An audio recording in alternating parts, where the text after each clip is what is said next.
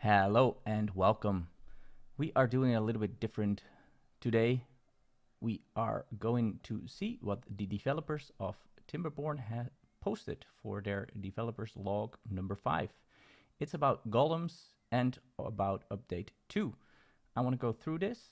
We are going to go through everything that they wrote on their blog post. And after we've read everything, we're going to go back and go through it, and I'm going to give you my opinion and what I think about it afterwards. So let's first see what they have to say, and after that we'll go back, we reiterate, and we see what my opinion is. And of course, I would like to hear your opinions as well. So make sure you post them in the comments below. All right, hello everyone. It's finally time to unveil that big and futuristic thing coming to Timberborn in the next patch. In update 2, we will add a new category of advanced beaver dwellers, collectively called golems. These artificial beavers are mechanically unique for each faction. They use new buildings and change how Timberborn is played, especially closer to the end game.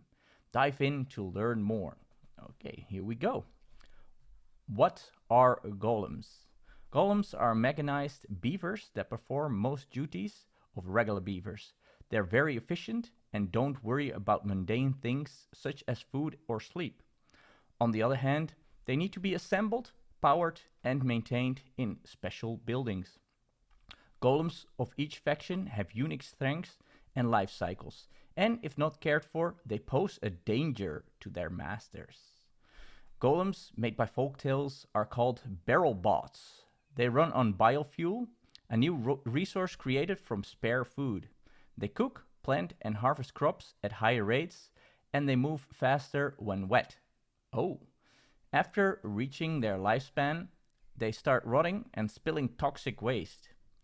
You will need to dispose of and recycle the old golems fast, and yes, you'll get some materials back. All right, here we see a nice little picture of the golems. We'll get back to that in a minute. That's concept art for the folktales golems. All right, the Iron Teeth counterpart is a goghead. It's a clockwork contraption that works faster when placed in a factory, but you should avoid exposing its metal body to water. To keep it operating efficiently, you also need to create a grid of control towers. Properly maintained, gogheads work indefinitely, but neglected, they may break down and explode violently. Ooh, another concept art, this time for the Iron Teeth golems. Then the asterisks that were both at the explosion and the toxic waste spilling. They have marked, we are still working on the end of life mechanics, and they're subject to change. We'll need your feedback on what works best here when the update hits the experimental branch. All right. Why golems? We've heard your request for a more engaging and branching endgame. Golems and related buildings are just that. We expect them to come into play in mid to late game. With their superior performance, golems are invaluable to the largest cities and during the harshest of droughts. At the same time, they make Timberborn more sandboxy. Want to build a dedicated district that specializes in metal production?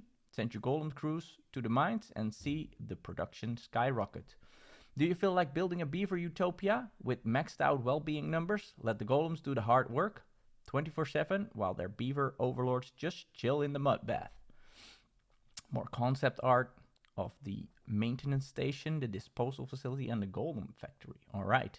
We've had a rough idea for golems for a long time now, but their current form was shaped after the update 1 released in December. In the end, golems turned out to be a larger feature than originally anticipated, but it was made possible by gradually expanding our team. For context, while we shipped update A1 as a team of 6, Meganistry is now a team of 12. Wow. A large team means we could try many different concepts for this feature. We brainstormed and scrapped multiple ideas for golem-related features, such as a 3D printer, wordplay here, that would manufacture all types of resources. That was too OP. Makes sense. A farm where barrel-bought parts grew in garden-like fats, too elfish. Or the mechanic with golem buildings draining the surrounding areas, too easy to avoid. What we have gone forward with feels much more coherent and fits the gameplay. Early prototype for the Folktales chassis farm, later replaced with Golem Parts Factory. Alright, what do the golems bring to the game? You'll learn more about the new buildings and golem mechanics when Update 2 comes to the experimental branch, but here is a quick rundown of what to expect.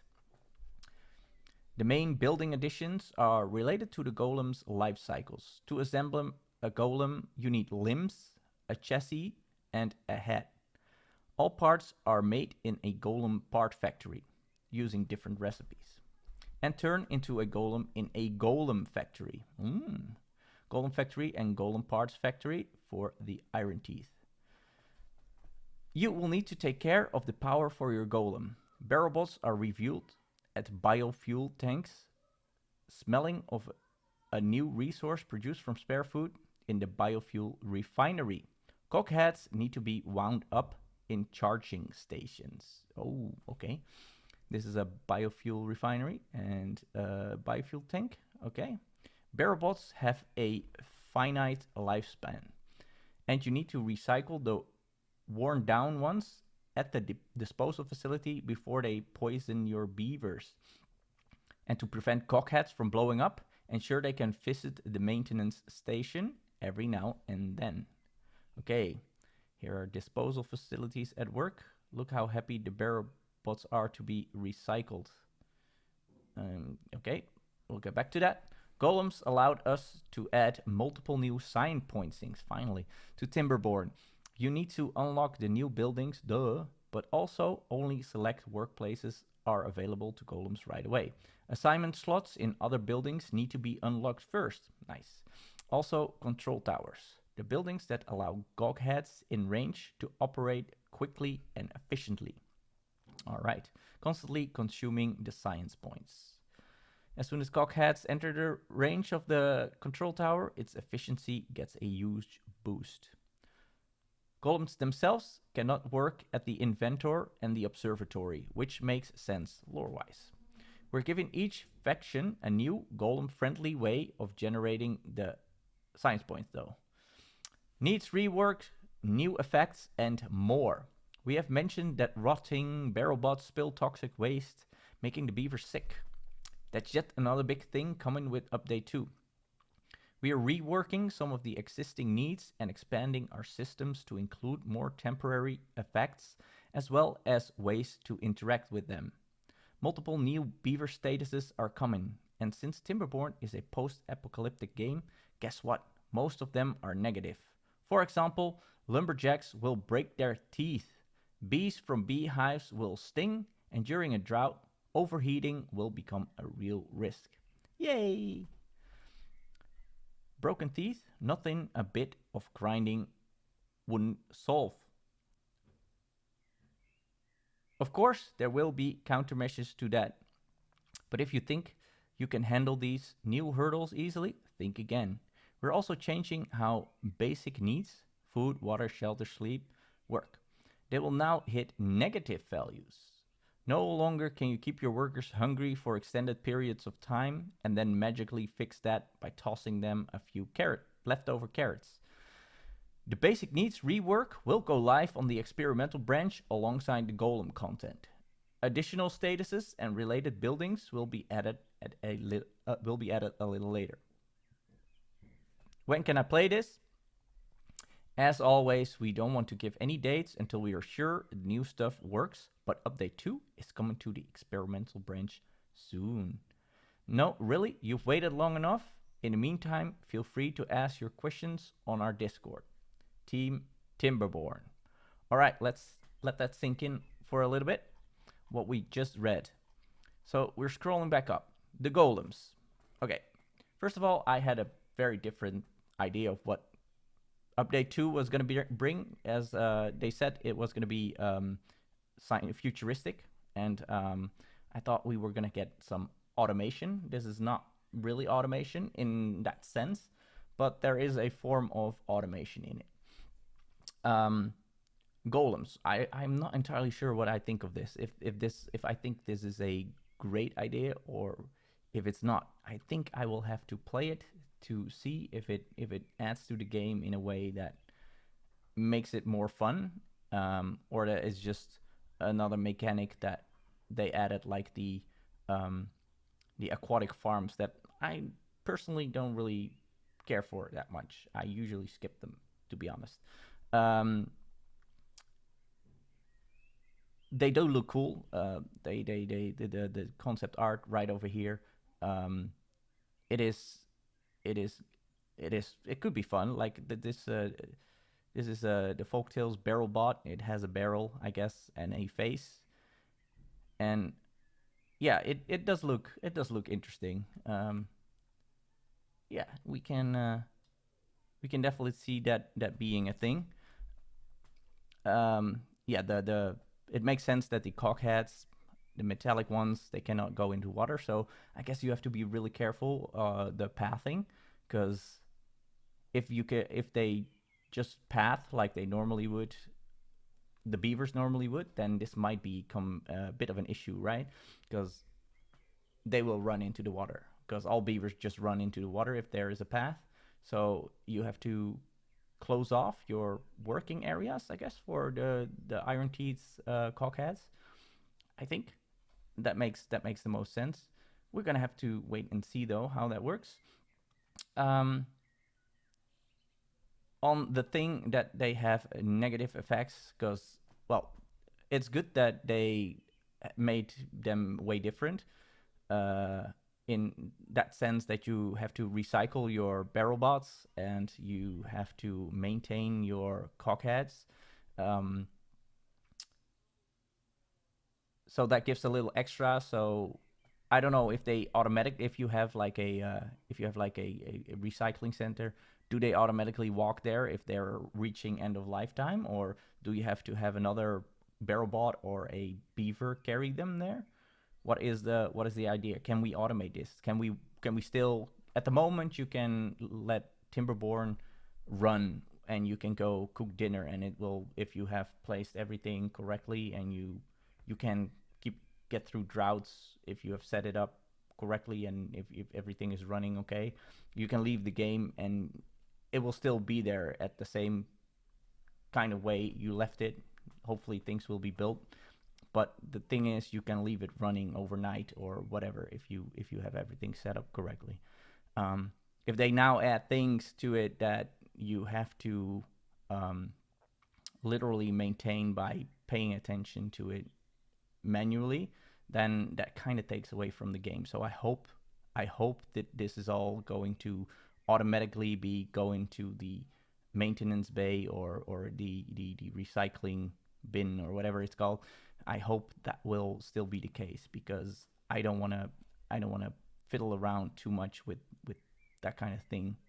I still want to be able to, mostly for me this game is about building and making nice towns, and of course it all comes to the whole um, resource management. Of course that is part of it, but I don't want it to become tedious by doing all that little um, maintenance on these things. Of course, you can opt and just not do these golem things, but they also said that they are reworking the food and stuff like that, and how that affects the beavers, and that you can have negatives now, and that they won't work. So you might hit a part where you could easily have survived in the current state of the game, and then in the new state of the game you would just see your colony die because they have a negative impact, and they're like refuse to go back to work, even though there is some food that they can eat. It's just not enough. I don't know. We're gonna have to see. I'm a little worried, to be honest. What they're gonna do to the game, and yeah, I'm just gonna have to see and see how it works, and if we can still keep doing what we do and still have the same amount of fun as what we're doing now. Okay, let's put that there, and I'm gonna be playing on experimental as soon as it hits, and then I will be able to come back to this, and I will make another video like this to come back and go through what my actual experience is with this new update, so that we have a comparison of what I thought and what is actually the case afterwards, and if I was wrong. If I was wrong in my assumptions, and if I am totally blown out of the water by this update, that could easily happen. I'm giving them the benefit of the doubt that they are coming up with something amazing, as they have made this amazing game.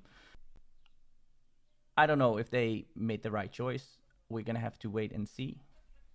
Maybe we just have to trust them. They made this amazing game, and maybe they do know what is best for the game. So let's go in this and let's look at these images. So this is concept art. Let's zoom in a little bit, and let's see. Okay, well, that is not going to work exactly how I wanted to, but I'm also not entirely sure what I'm looking at here, but there are some nice looking buildings. I guess if they come in like this into Timberborn, that would be welcome. All right, let's scroll down. Let's go to this image. An early prototype for Folktales chassis farm, later replaced with a Golem parts factory. So this was the concept that they had for the 3D printer, I guess, where they grew the parts. That would have been interesting. I think that would have been fun. Like, you would need to have fertile land to make the parts in case of the Folktales, and then still have a factory in case of the Iron Teeth. That kind of sticks with the concept of them. I think that could have worked. Like, you could make the barrels, for example, for the barrel bots, you could make them in a factory, but then have the limbs and stuff grown. I mean, I wouldn't have been opposed to that. This looks cool though. I'm liking this.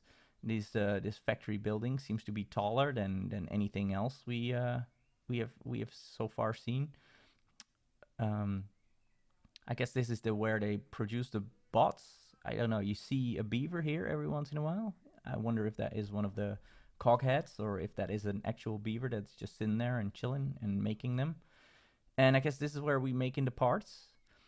And you can... They look kind of plain, to be honest. Nothing like we haven't seen. Kind of reminds me of the lumber mill. I hope they change it up a little so that it looks a little bit more like a unique building rather than something rehashed. Basically, with the large wheel in the middle, we've seen that quite a couple of times now. These buildings, on the other hand, are unique looking. So this is the biofuel tank. I guess that's where they go and refuel. And this are the biofuel refineries. So I guess they don't... Yeah, biofuel. I mean, they apparently don't use power. So that's all right. And what is this again? These are the disposals facilities. I have said for a while now that I would love to have the original grinder, or whatever it was called, that you had to use for turning scrap metal into metal blocks. I want them to re-add that building as a shredder for beavers, because I sometimes end up with a lot of backup beavers that I just need to get rid of, and I would like to do that in a building instead of making a separate district that has nothing and I send them there to die. I'm not a bad person, I promise. All right, and then we have this little thing. This is a very unique building. It's a 1x1 building, but it's tall. It towers above everything. That is great, and apparently it has a range. And you see the beavers or the cogheads, as soon as they get into range, look at them speed up. So I guess you wanna, wherever they walk from and to, you wanna place those along the path. And apparently they're using science points. Yeah, constant here. There are control towers, the building that allows cockheads in range to operate quickly and efficiently. They constantly consume science points. So now we have a reason to keep the observatory running. That is great because we need something to do with this because those buildings are looking amazing and I like to have them running because they look nice when they're working. Um, but yeah, eventually you end up with like 100,000 science points and you cannot put them into anything. And then you're like, wow, that is a waste. I want to put these science points into other things. So it's good that we get a permanent thing that uses science points. And if you add multiple of these control powers, of course, you'll need to up your science production. And that means more observatories. That means more power and etc. So that I like that idea. That is really good. But yeah, this whole thing, broken teeth and um, beehives, stinging bees, and overheating. So we get a hospital, I guess, or something of sorts. A dentist, maybe, that you can go to, send your beavers to, and have them get repaired of sorts. I don't know. I'm gonna really have to see and try this whole thing, and yeah, I'm really curious. I'm just happy that they are adding things. I still would love to have some automation. I would love to have my stream gouge connected to my water wheels and or hamster wheels, or um, have them have a sensor that measures if it's a drought or if it's a temperate season, and control the floodgates with that. And the mechanical water pumps. It's sorts. I would love to have some sort of connection that we could wire them up to each other and give them conditions on when to do what. That would be something I was hoping for that update 2 would bring. I'm now hoping that that is in the next one, update 3. But let's first see and play with this, and as soon as it hits the experimental branch, I will be going into it, and I will start a new game on Twitch. I don't know if it's going to be a full playthrough and mega builds yet, or if I'm just going to see what is what on a map that we've already done and already have a save game, so we can just get into the whole new item thing. Or maybe I do end up just going for the whole mega build with these golems included. We will have to see. Depends also on how far we are with our current season when this gets out. Anyway, I'm really looking forward to playing this. I do think it can be good, but I have a few worries, let's say, about the game turning into a bit of a maintenance hog, where you have to micromanage every single beaver, and I don't really want to do that. So let's wait, and we'll come back when I've played this on experimental for a while. Until then, I stream on Twitch. Twitch link is there, but it's also in the description, so you can just click it.